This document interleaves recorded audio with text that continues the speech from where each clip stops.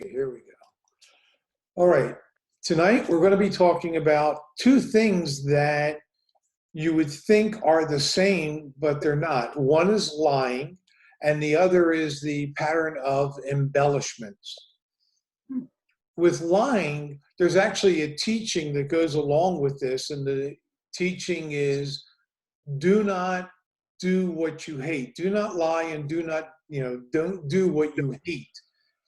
And it's really interesting how many people are caught up in jobs that they hate. I won't say relationships that they hate, but there may be aspects of the relationship where they're not happy and they don't discuss it, which is one of the things I think that gets us into um, frustration and anger and resentment and things of that nature, which we've already covered as separate patterns. When it comes to lying, the thoughts that I had and wrote down were, in what ways do you lie to yourself about what's going on in your life, about emotional relationships, and also to question why you would lie to others and what does that do for you. Another reason people lie is to get out of trouble. So the question comes up there is, what are you afraid of?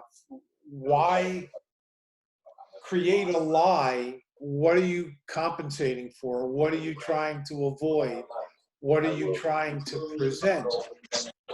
And more importantly, goes back to the very first aspect, and that is really, what are you lying to yourself about? And that's a hard one, because this is what, goes back to that concept of, oh, I didn't do that.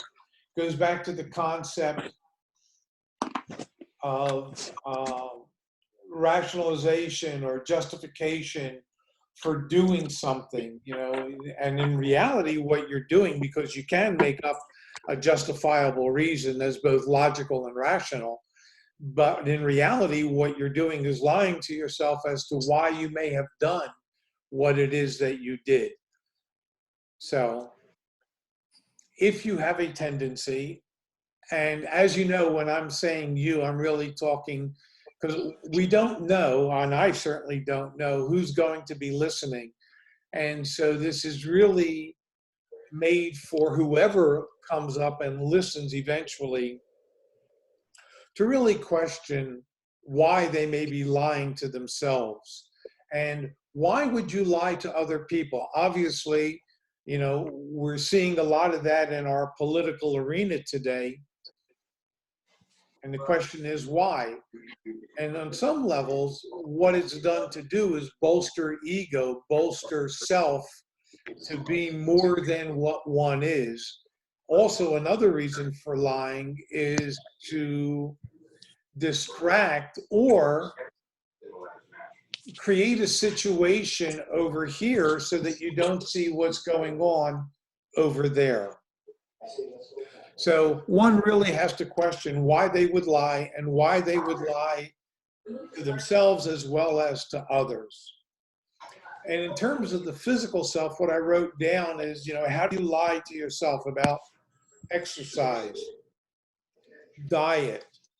I guess those are the two things. I guess meditation may also be in there. Yoga may also be in there. So how is it that you lie to yourself? One of the things that people say, because I see this at work sometimes, is, well, I don't have the time to do that. Well, that's really saying, I don't want to do that, because you can always make the time. I'm too busy. I have too much work. Well, no, work will always be there. You will always find something to keep you busy. You will always have a reason. You will always, I don't have the time. And it's really interesting, because time is, as it seems to be, speeding up. And yet, even with that, we're not able to get caught up. So when I hear I don't have time, what I often say is, don't worry about it. Let's go to the gym. Let's go and get something done something for the self, something physical, the work will always be there. And you never get caught up on work. And if you do, you'd end up being bored. And so, and the other thing I say about that is, well, as long as you've got so much to do and you don't have the time to do everything you want to do, well, on some levels, that's job security. You know, tomorrow you've got a plan of action. You know that tomorrow you're going to work on this project or that project because you didn't have the time to do it today. So take the time for yourself. Nothing is more important than That's physical the couple health. that did cryptology, amateur cryptologists. They solved it in like an hour. The first You're coming through in conversation. I can hear you. Anyway, take the time to take care of yourself because nobody can do that for you. This is something that you've got to do for yourself. Another thing I put in about the physical self is the lie of I can't be intimate. Instead of saying I don't want to be intimate, one may make an excuse. I have a headache. I have a stomach ache. I've got a backache. Sometimes we use the physical self as a reason not to do something, not to fulfill a commitment, not to fulfill an obligation. And I'm not talking about sex. I'm just talking about life in general. You know, I can't do that today because, it's like the commercial where the girl says, well, she has acne and she comes up with different reasons as to why she can't be in public. And so it's lying for a good reason, and that's another thing. What is the reason from an emotional point of view, from a physical point of view? And then, of course, we take a look at it from a materialistic point of view, a monetary point of view. So the question I ask here is, how does lying manifest in your financial realm? And what false images financially are you presenting? And where that comes from, and I may have mentioned this once before, when I moved to Florida back in 75 or 76, and I was a sales rep for Nature's Plus, I moved to a community called Coral Springs. And one of my neighbors there sold real estate or something because there was a high end of town where, they had the bigger homes, and outside the houses were Mercedes and Cadillacs. I don't think Lexus was a brand back then, but certainly Lincolns and Cadillacs were. And maybe even Imperials, if you can remember the Imperials. And at any rate, he said, it's really interesting. These people have these big houses, fancy cars parked out front, and you get the impression that they have money. And the reality is, if you go inside the house, there's hardly any furniture whatsoever. This is, on some levels, a form of lying because they're presenting a false image to the world. It's like saying, well, see what I have? Because what I have makes you think that I'm something or somebody. So people drive fancy cars, stress themselves out to live in a big fancy home in the most upscale neighborhood, and maybe they can barely afford it or not afford it. And going into deeper credit card debt to buy the most expensive clothes that have the logos, or they'll throw names around like, these are Ferragamo shoes, or I only wear Polo clothes, or Tommy. I know somebody who only buys Tommy Bahama shirts. And I'm not saying that all of that is a lie, and that they're lying to themselves and they're lying to the world. Maybe they can afford them.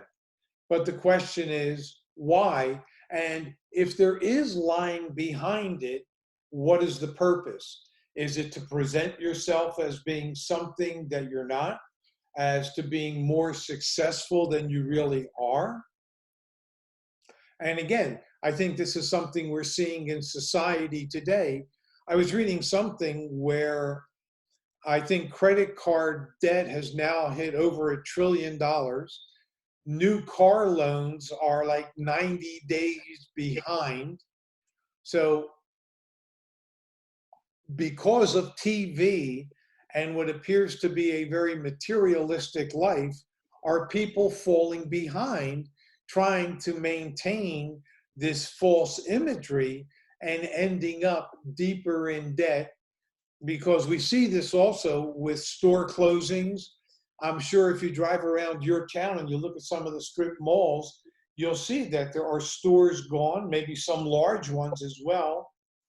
In the health food industry, one chain called Earth Fare in the Carolinas, 55 stores, supermarket size, has gone bankrupt, belly up. They're selling out. They're trying to find a buyer, but it's reported they're trying to sell everything they possibly can. So what appears to be a fabulous economy, for some people, they know the truth that materially they're lying, and on some levels we're being lied to because it's not what it appears to be. And this is one of the reasons why there's another universal teaching where Jesus says, know what's before your eyes and all the mysteries will be revealed. Well, obviously, on some levels, the mysteries, I think the true mysteries are, who am I? What am I going through? What's going on? And why am I here? And obviously, if you're into reading symbols and you understand patterns of behavior, that they flow in cycles, all of those things can be made known to you when you develop eyes to see and ears to hear, which is why I constantly kind of preach on that. So under your material self, examine whether or not you're caught up in presenting, a false image, if you will, or how it is that you are presenting yourself, whether or not you're coming from a place of truth or a place of lying. Now, the pattern after this is one of embellishment. And therein lies the difference. Because lying is creating a reality that is not true. Embellishment is taking a true reality but making it into more than what it is. So it's not necessarily lying because there is substance there. It's just putting a shine on the substance to make it appear brighter, deeper, more whatever. So in the social self, looking at lying, in what ways do you use lying as a tool? And what I mean by that is some people will lie about things going on in their life or in their business that is not true, but when they're out amongst their friends, it gives them some status. It gives them a deceptive platform of power and attention by saying, well, we do this and we've done that. And I had a cousin who was, I guess, about 6 weeks younger than myself. And growing up as kids, because all of us cousins kind of hung together in the neighborhood, we all lived on the same street, or this particular cousin lived a block over and a block up. And Barry and I were very tight, and we always played together. And sometimes when we were with other kids that weren't our cousins, because it's a big neighborhood, young families, all kinds of kids around the same age, Barry would come up with the greatest stories and make them up as he went along. Not even embellishment. I mean, just out and out BSing, lying about something that he did or that we did together that we never did. And of course, liars sometimes need someone to affirm their lie. And because he's my cousin, he would always turn to me and say, "Isn't that right, Michael? Isn't that what we did?" And of course, you're never going to humiliate your flesh and blood. And it's, yeah, yeah, we did that, without going into detail. Then I try to change the subject.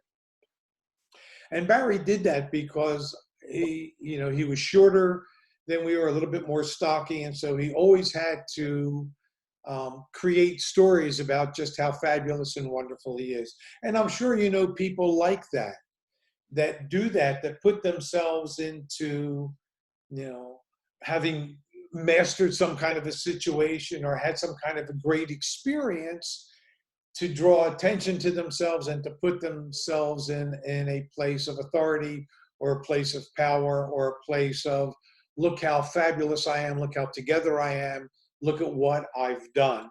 And the truth of the matter is, there's no way to validate what it is that they're saying.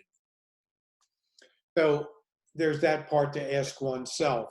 Then, like every pattern of behavior, one, we need to internalize it first and foremost. Is this a part of me? Is this who I am? And of course, being honest with yourself is extremely difficult, very hard, and hard to accept. And on some levels, even painful to accept. So that's one end of every pattern. And of course, there's always the external. And in this case, the question I pose is, how does lying affect your social relationships? And it goes back to what I just said in terms of making yourself more important, more powerful, more fabulous, more, being a genius, the smartest kid on the block, get the best grades in school, etc., etc. So if lying is a part of your reality, you got to go back to the concept. Who in your family do you feel was the liar? Where did you learn lying? Or more importantly, or just as important, why do you lie? What does it do for you on an emotional level and on a social level? Okay? And of course, whatever goes on an emotional level affects your physical and your material. Last but not least, in terms of the whole lying aspect, is the spiritual self. And here, I actually only came up with two fundamental points, I guess, to talk about. And one is, or maybe there's three, how are you lying to yourself and others about your spirituality? And what I mean by that is, I think we see a lot of this today, that a lot of people claim to be not necessarily spiritual, because I don't think that they think in those terms. I think that they think that being religious is one and the same. I do not necessarily agree. I think religion is following a particular dogma. And there are people who are faithful by going to church every Sunday, every Wednesday night. They volunteer for the church, and yet come Monday, they will go to work. If they own a company or do something, they have no qualms about doing something that is questionable in order to make a profit for the company, or to better themselves at the company, get themselves recognized, get themselves promoted, maybe at the expense of a coworker. There's no telling. Point being is that on some levels, they may be lying about who they are, and the rationale, and I know you've heard this, is, hey, it's just business, which is their rational, logical, justifiable reason for robbing you, for cheating you, for hurting you, in a financial way or taking advantage of you, because there are, it's just business. It's just, that's how business is. No, that's not the way that business should be conducted. It's not the way that business can be conducted. Business should be conducted with a spiritual overtone and under foundational, approach. There should be a divine effort to understand where the other person is coming from. How can we make the situation work beneficially for both of us? Not it being one-sided and not rationalizing it in one's head by saying, well, look, I'm a very good Christian, I'm a very good Buddhist, I'm a very good conservative, Orthodox, Jew, whatever the case may be. I'm really into Shinto, and I really worship Zoroaster. And so, yes, and I follow the dogma, and I do the rituals every Saturday. I take the Sabbath, and Sundays I do this and that and the other. But come Monday, well, hey, it's business. So that's one aspect. There may be others where, you'll see people say, praise the Lord or thank you, Jesus, and yet turn around and do something detrimental to another human being, which is not part of the dogma. Because one of the biggest thing I think that Jesus taught was to love one another. And here we have the white supremacist proposing that they want a white Christian nation. Well, a white Christian nation would be one manifesting love for every color, every gender. That doesn't seem to be the case in our country today. It doesn't seem to be the case around the world. The world is much more divided, and the dark forces are something that are permeating every country and every aspect of society and level of living. We seem to be losing our way. People are more involved spending time doing games, spending time on their iPhones, their iPads, their computers, as opposed to communicating with each other. And I think on some levels, that's lying, on a social self, maybe even on a spiritual self. And I know you have seen this where you have gone out to dinner and you've sat at a table and you could see, other couples sitting around tables. And in some situations, no one's talking to each other, but they're all on their cell phones.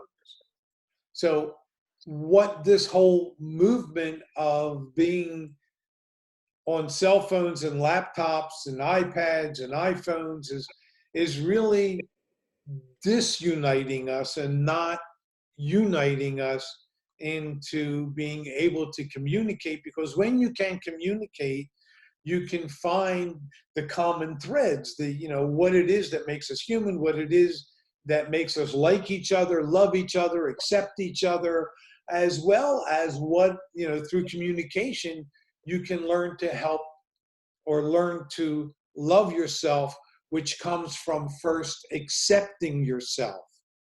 That's one of the reasons why all of this work is designed to have you go within. Remember, it's said in Luke 17:21, the kingdom of God is within. It's not outside of you. It's all around you. Everything is a part of God when you look at God as being a conscious energy, and that everything is made of energy, therefore everything has to be God. And that's what Jesus taught. In the gospel according to Thomas, I forget which number it is, but Jesus said that, if they tell you, and I've said this before, I have a tendency to repeat myself. But Jesus said, if they tell you God is in the heavens, the bird precedes you. If it's in the ocean, then the fish precedes you. The kingdom of God is within you and without you. In other words, all around you, everything is God. So every human being is your brother, your sister. The fact that we have so much anger and hate and disrespect is because that's the energy that is permeating our society. That is the energy that we are watching unfold. That is the energy that we are seeing as truth being presented. It's a very difficult time, and we're heading into more difficult times. So the only, I don't want to use the word salvation, but the only stability that you can have as things continue to unfold is knowing yourself, knowing who you are, gaining control over the doubt and fear within. And that comes from understanding your patterns, understanding what concept created the pattern, what concepts support the patterns. And hopefully you've been building a symbol dictionary as we're going through all of this. And by reading the symbols, you know what triggers you. And when you see that, then that's when you even make more of an effort to rein in your emotional actions and especially your reactions. In fact, I was telling friends that we had over for breakfast this morning, we were sitting outside, and I've been boosting our sessions on Facebook. I have, Center for Universal Teachings Applied. I have a chat as one page, and Spiritual Naturopathy is another page. And so I boost those pages when I post a life enrichment journey session. I boost them to reach out because I want to get this information into the hands of a lot of people. Well, one picture I got back, I get a lot of likes, and then I get, of course, attacks. One was, you're full of it, and it was a picture of a nun, giving the finger of inspiration, or the bird, as it's also called. And my friend, so what did you say to the guy? How did you respond? Did you, And I said, the teaching is turn the other cheek and resist not evil. So instead of responding in a negative way and defending myself, or what most people would do is attack the person who attacked them, I simply wrote back and said, hey, great pic, meaning for picture. And that was that. Another one said, stick your head someplace. And I wrote and just said, classy, very classy. Somebody else said something about, I don't want to hear your stuff. I don't care what you're selling. And I did an FYI, I'm not selling anything. This is designed to help you, but your statements were very classy. Thank you. And this is how we should react. You cannot take offense at anything negative anyone says to you. If it does upset you, then you need to question, why did it upset you? Where is it coming from? What was triggered? What concept was attacked? Because remember, your concepts are telling you who you think you should be. So if a particular concept has been attacked, why? What concept? And what is your retaliatory pattern of behavior? What do you do to get even? Obviously, if this is something that you do, by realizing that you've been attacked, that gives you an opportunity to rein that in and not allow that emotion to spiral out of control, because if it does, there will be harm at the end. And I think I've told you this, I'm sure we covered this in one of the sessions, where Buddha said, holding on to anger is like holding a hot coal, or throwing anger at somebody else. It doesn't hurt them as much as it hurts you. And another one of the things he said, holding on to anger is like drinking poison and thinking that you're going to kill the other person, and obviously it ends up hurting you. So look at the pattern of lying. If it is a part of your life, try to understand why, who you may have learned that from, who's the liar in the family, and what can you do to begin to get that under control. And obviously the answer is understanding self. Oh, procrastination. I thought embellishment was next. Huh. Okay, I guess I skipped over something. Wow.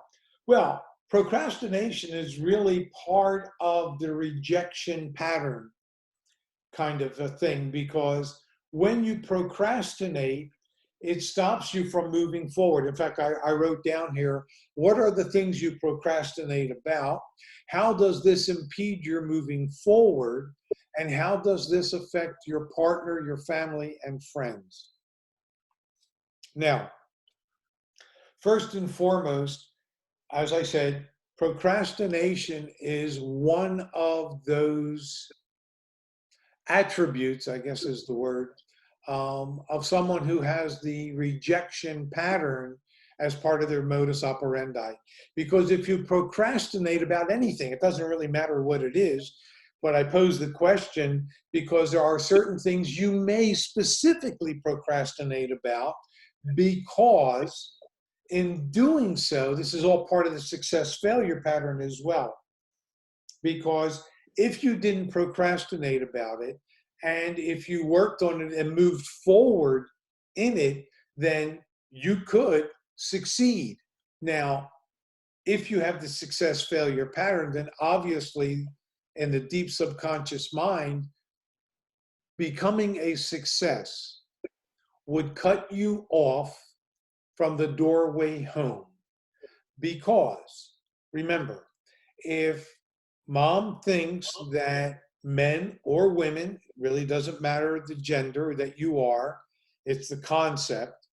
If they think that a woman or a man cannot be a success, and that failure is what guarantees acceptance. Remember, with the rejection of patterns with the with the modus operandi of rejection as a form of acceptance, getting the rejection is everything. In the success failure pattern, failing is the fundamental goal of one's energies, one's capabilities, one's drive. Even though that individual has all the ability, all of the knowledge, everything that it takes to be a success.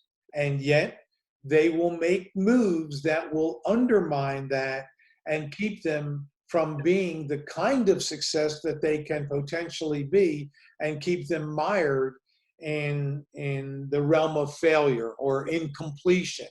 And procrastination is one of those energies that they would incorporate into everything they do, so that they'll miss deadlines.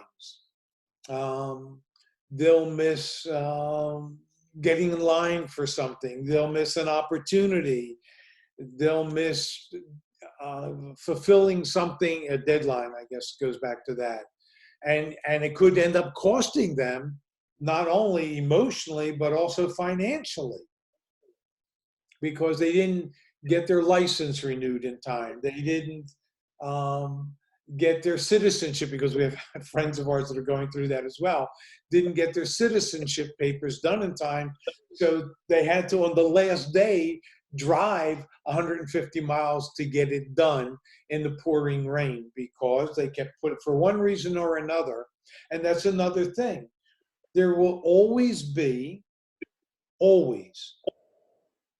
a logical, rational, justifiable reason why it didn't get done on time. My computer broke. I lost the disk. Couldn't find a pen. I was out of paper. The typewriter broke. The recording equipment broke. The camera broke. Something happened. Something always happens. And here's the deal with that from a different point of view. Everything that happens, even mechanical things, happened because we make it happen. Now, a lot of people say, well, that's silly, that's impossible. How did I make the camera break? Well, you have to remember that the camera is made out of energy. It's made out of atoms. Atoms have positive, negative charges. If you need the camera not to work, you are going to send out an electromagnetic wave that will affect the camera so that it doesn't work. Maybe, well, you say, oh, the battery's dead. That's what it is. Well, maybe, a couple days ago, you forgot to turn the camera off.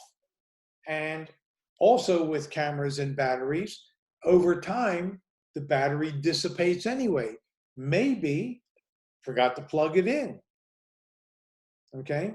And the other side of that coin is that on some levels, we really never forget anything. Everything is in our mind.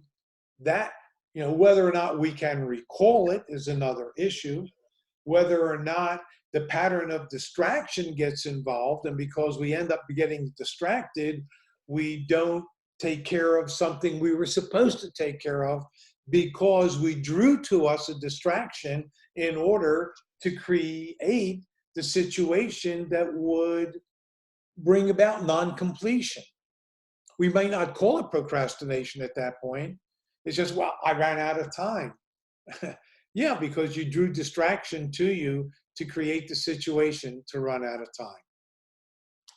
So, and there may be particular things, I don't write essays because I don't feel my English is that good. I don't know the proper things. I don't know how to write. I don't know about grammar.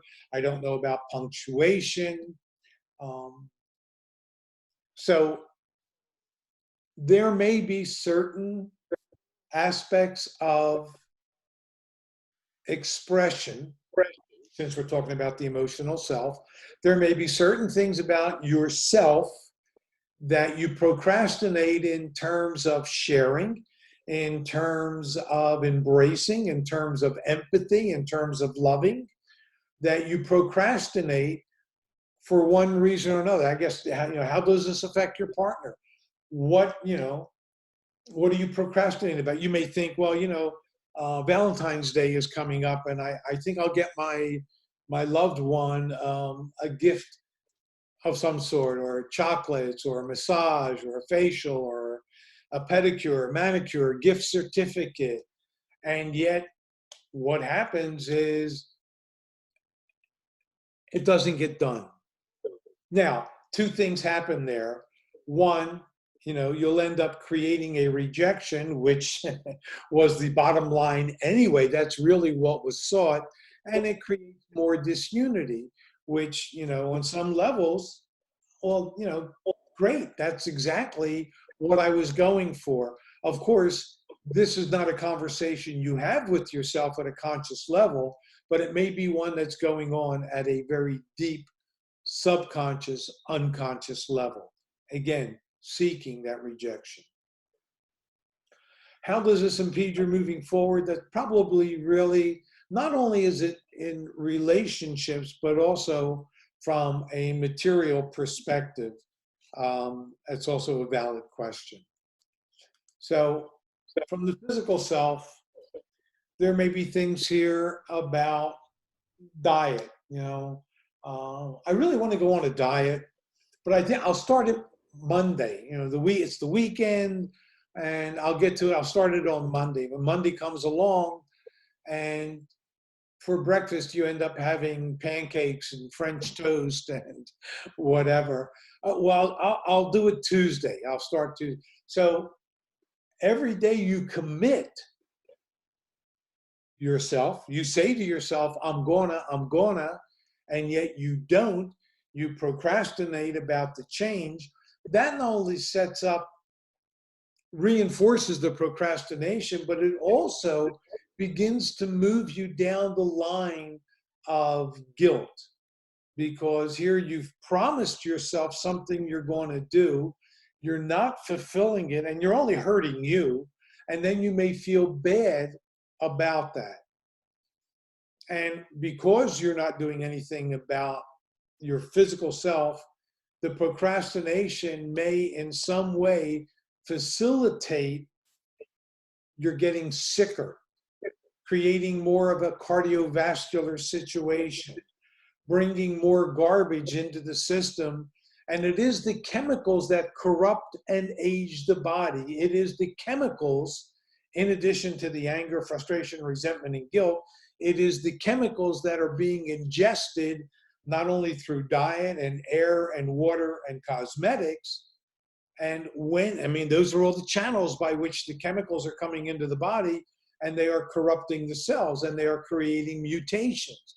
And if you go to the Merck manual, the doctor's Bible, and look up cancer, you will see chemical mutation is a fundamental cause.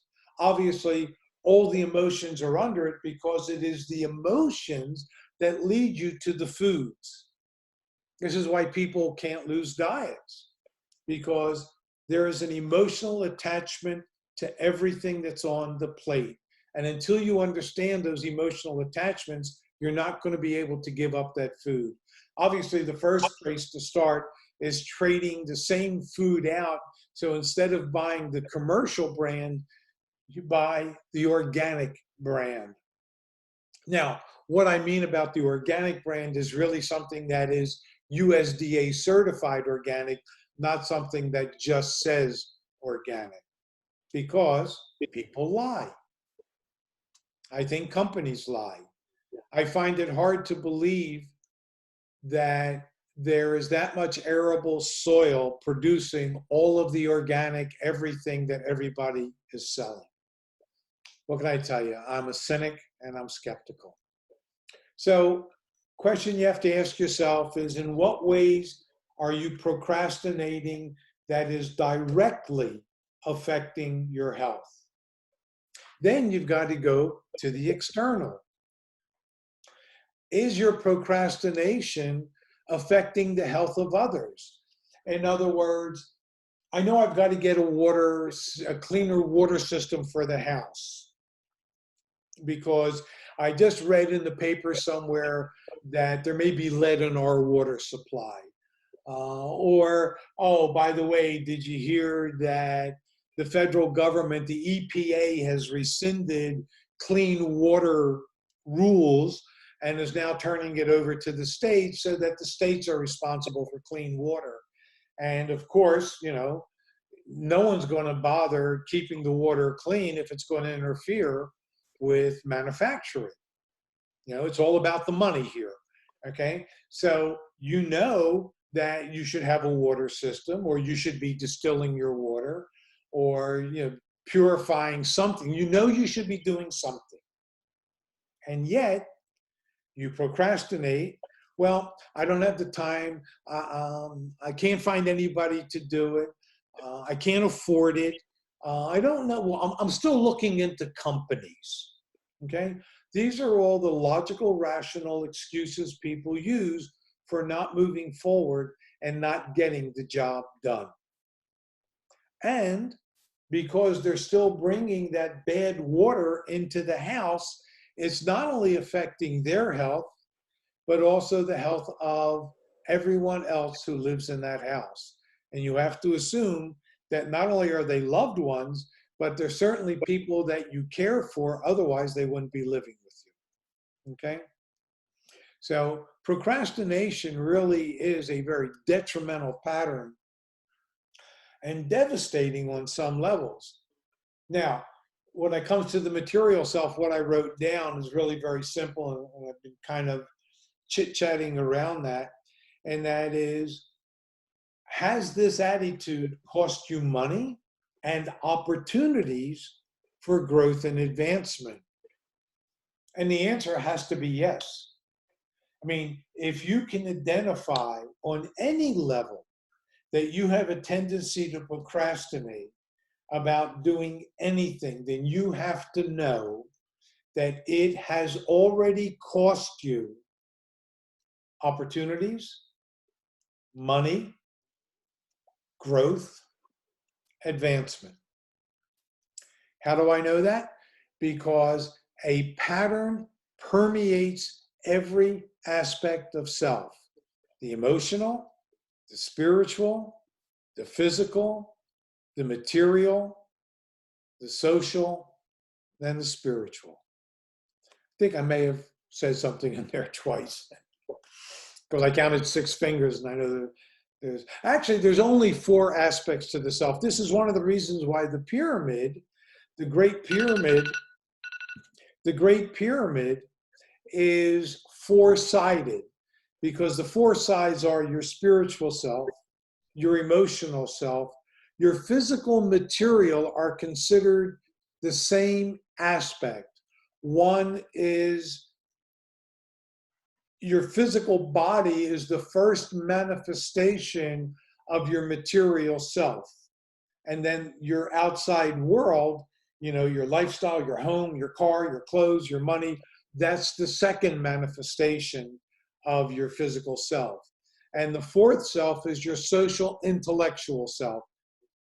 And as you may have noticed, and this is the first time you're hearing me bring up the word intellectual self in relationship to everything we've been about.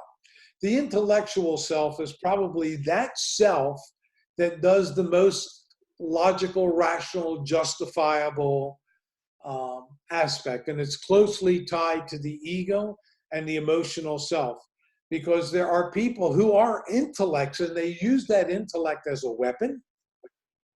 They use it as a status symbol. They use it as a justification for actions. They use it as a superiority over others. And obviously, I don't think, it is something that should be examined. It is something that needs to be understood. It is something that needs to be, on some levels, eliminated or completely understood, so that using the intellect is a tool for understanding self, because that's why we have an intellect.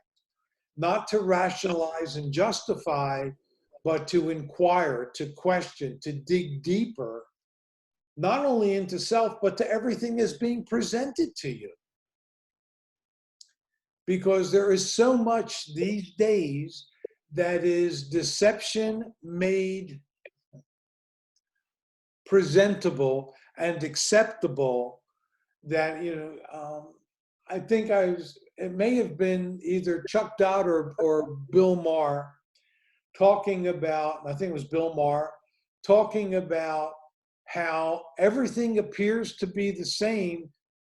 All the institutions are being the same, but at the same time, we're losing our freedoms. And it's like, what is it, the frog in water? If you throw the frog into boiling water, it's going to try to jump out immediately. It knows it. But if you put the frog in water and you slowly bring the water to a boil, the frog is dead before it realizes what's going on. We may be in the same situation, that we're losing our freedoms, that things are going on, and we're being distracted into the video games, that everything is hunky-dory, that this party is lying, that party is lying, and meanwhile it all may be a distraction, and we all may be procrastinating about what to do about it, so that we don't move forward, we don't have any personal growth, no true spiritual growth, and therefore no advancement of man and humanity. The social self, the procrastination may create a negative energy amongst others that you interact with. It may even get you excluded from events. It's like our friend who is consistently late, so we always give him the wrong time. Although he swears to me at this point in his life, because he lives far away. And when we talk, he says, "Oh, no, I've gotten that under control. I'm always on time. I get up on time. I have responsibilities." And I believe him, because I've been working with him and, lecturing, as I do to my friends, Al and I are buds for 55 years. So he's gotten it, on some levels, and he swears he's got it under control and doesn't, at least in terms of being late, he's got that part under control. Procrastination, still an aspect of his self. So the question for whoever's listening, Does this cause you to create a negative energy? Do people not want you, do they stop inviting you over because they know you're going to be late, because something is going to happen? Do they stop depending on you in a social situation? Oh, John's going to bring the plates. Well, I don't know. Is he going to be on time? Or John's going to bring the money. He's going to bring the bags. He's going to bring the material, whatever the case may be. And John is consistently late. Or he may, not get, the artwork ready in time for bringing it to the party. Somebody's surprise birthday party, and the party's supposed to be at 7. He doesn't show up till 7:30 with all of the stuff, and yet the person who was going to have the party shows up at 7:15, and it's a bust because John didn't get it done in time. Okay? So if you have a tendency to procrastinate, how is it affecting your social self? How is it affecting your social life? And then last but not least, your spiritual self. And procrastination in this realm may be that you don't commit. Well, I need to think a little bit more on this. I think I really want to help spread the word, but, I don't know. I don't know yet. I need more time to think about it. Or, are you seeking, and the other thing I wrote down here, or seeking, does this prevent you from committing or seeking a greater, deeper understanding of your spiritual self? Again, we go back to something, I don't have time. I'm too busy, go back to the lying to oneself. Well, I really don't have the time to meditate on that question, or I don't have time to direct my mind to dreaming. Yeah, I really want to get that relaxation disc you offer, but I just, things keep coming up, and I just really don't have the time to download it, or even to ask you to mail me a copy of it, because I know you have it on disc at the company, and you can send it to me. I keep forgetting. Yeah, I would like to contribute, tax deductible and help support the work, but let me, there are so many aspects that are worth your while and efforts and self to commit to. And the most important is yourself. Committing to get to know you. Committing to identifying your patterns of behavior and prioritize them. Look, you can't work on everything you identify at once, because on some levels, even though this is our 20th session, all of this is a strange language to you on some levels. It's certainly a different perspective.